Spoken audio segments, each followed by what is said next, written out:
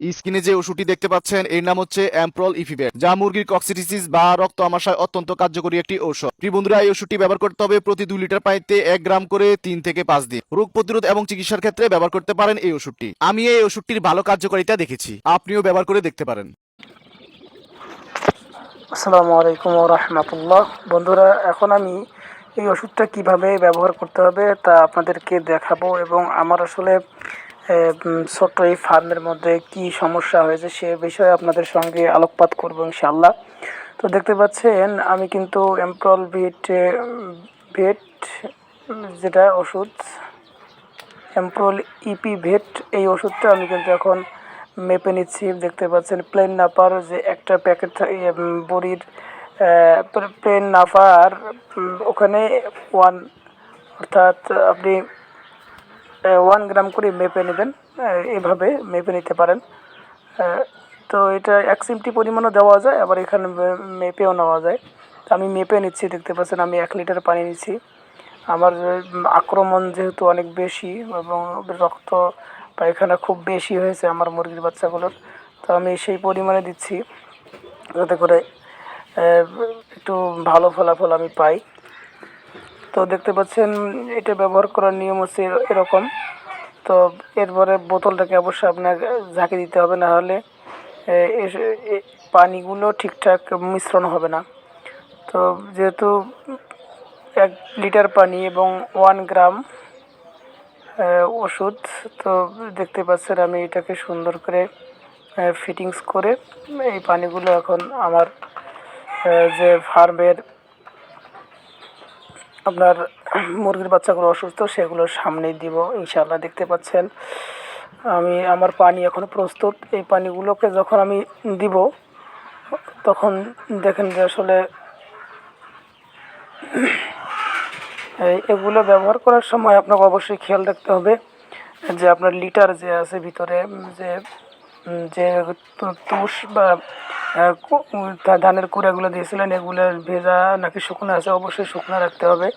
পাশাপাশি একটু দীর্ঘ সময় যদি গ্যাপ রেখে পানিগুলো দেওয়া যায় তাহলে কিন্তু ওরা দ্রুত পানি পান করবে। তো আপনারা দেখতে পাচ্ছেন আমার বাচ্চাগুলো কিন্তু মুরগির বাচ্চাগুলো কিন্তু কয়েক মিনিট, অর্থাৎ 10-15 মিনিট থেকে পানি ছিল না, সাথে তারও বেশি সময় হবে। তো এখন এরা পানির প্রতি মোটামুটি একটু আকৃষ্ট, কিন্তু রক্ত পায়খানা কিন্তু এখনও ভালো হয়নি। রক্ত পায়খানা যেগুলো হয়েছে এগুলো আসলে বলার মতো নয়। আমি রাত্রিবেলা এগুলাকে যখন সুন্দর করে গোছায় রাখি ভালোভাবে, পরের দিন সকালবেলা দেখি যে রক্তে শেড, অর্থাৎ ভর্তি হয়ে গেছে। আমি তো অবাক হয়ে গেলাম।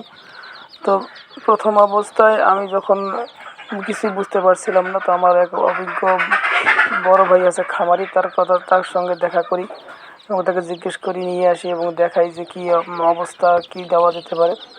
তো ওনার কাছে একটা ওষুধ ছিল, সঙ্গে সঙ্গে আমি একটা ওষুধ দিয়ে দেই। তো আপনারা স্ক্রিনে দেখতে পাচ্ছেন সেই ওষুধটি।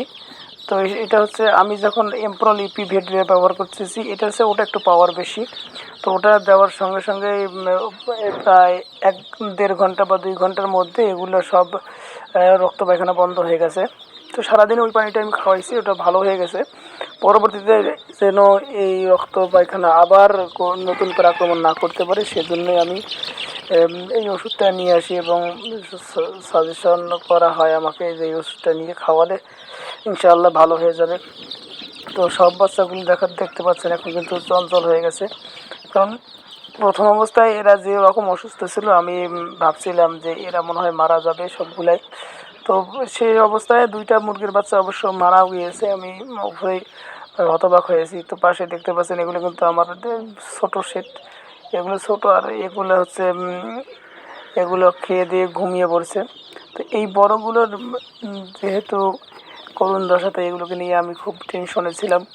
তো খুবই ব্যস্ততার ভিতরে এগুলোকে আমি দেখতে পাচ্ছি লিটার যাতে শুকিয়ে না যায়, সেজন্য আমি এখানে পানি গুঁড়া ধানের কুড়া দিচ্ছি।